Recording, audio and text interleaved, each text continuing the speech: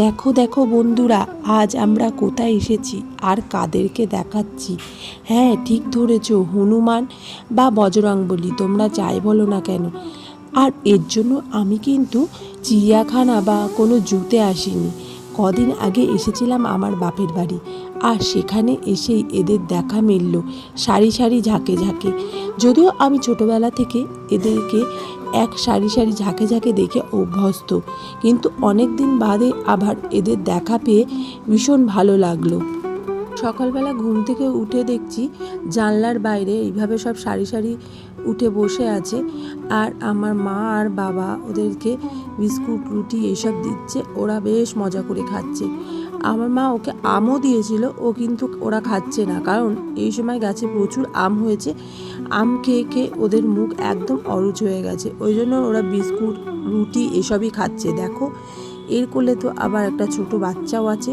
এইভাবে বেশ ঝুলে ঝুলে মজা করে কিন্তু এদিক ওদিক, দেখো এই দিক দিয়েও হাত বাড়াচ্ছে, আবার এদিক দিয়েও নিচ্ছে।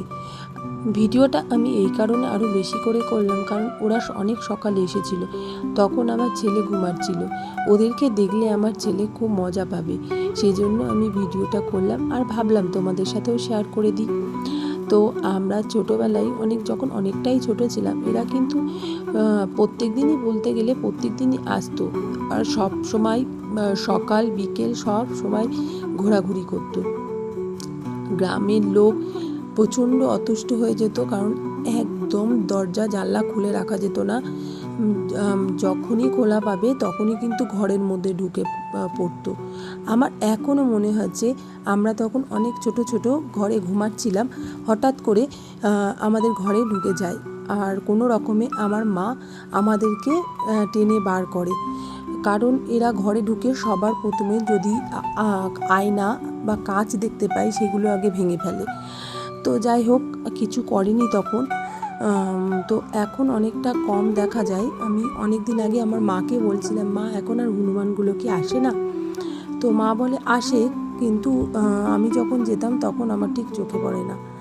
আর এদিকে দেখো, এরা দুজন পিঠ ঠেকিয়ে কীরকম প্রেম করছে দেখো। তো যাই হোক, আজকের ভিডিওটা তোমাদের কেমন লাগলো জানিও, আর যাওয়ার আগে বলে যাও জয় বজরংবলী।